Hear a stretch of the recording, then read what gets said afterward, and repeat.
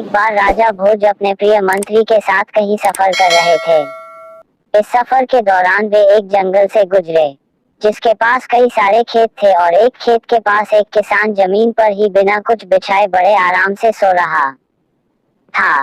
उस किसान को इतनी शांति से सोते हुए देखकर राजा भोज बड़े आश्चर्यचकित हुए और वहीं ठहर कर उस किसान को ध्यान से देखने लगे। राजा को इस तरह शांत देख मंत्री ने राजा से पूछा, महाराज क्या हुआ?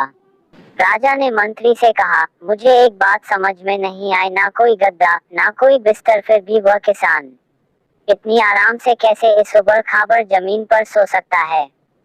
मंत्री थोड़ा सा मुस्कुराया और बोला, जेड महाराज, यह कमाल है परिस्थितियों का और आदतों का।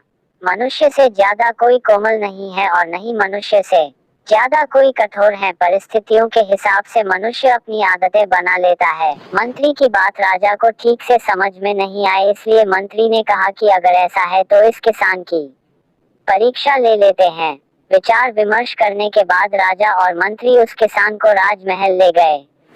राजमहल में किसान को वही ऐशो आराम, खाना पीना और सोने का बिस्तर दिया गया जिस पर राजा सोता था। थोड़े ही दिनों में किसान की आदतें पूरी तरह बदल गई और वह उस राजसी ठाट बाट का आदी हो गया। आखिरकार उसके परीक्षा का दिन भी आ गया। मंत्री ने उसके सोने के बिस्तर में कुछ सूखे पत्ते और टीन के चुपके से डाल दिए। किसान जब उस बिस्तर पर सोने गया तो राजा और मंत्री चुपके से उस पर नजर रखने लगे। कुछ ही देर बाद राजा और मंत्री ने देखा कि किसान ठीक से सो नहीं पा रहा है और बार बार करवटें बदल रहा है। राजा यह देखकर फिर से हैरान था।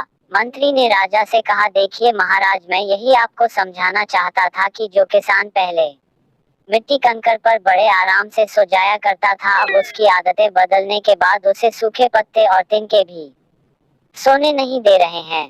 कहानी की सीख। दोस्तों, यह कहानी हमें एक बहुमूल्य सीख देती है कि जीवन में चाहे जैसी परिस्थितियां आ जाए, हमें उनसे लड़ते रहना चाहिए, क्योंकि मनुष्य का स्वभाव ही ऐसा है कि वह हर परिस्थिति के अनुसार अपने आप को ढाल सकता है और बुरे से बुरा समय भी बड़े आसानी से निकल सकता है।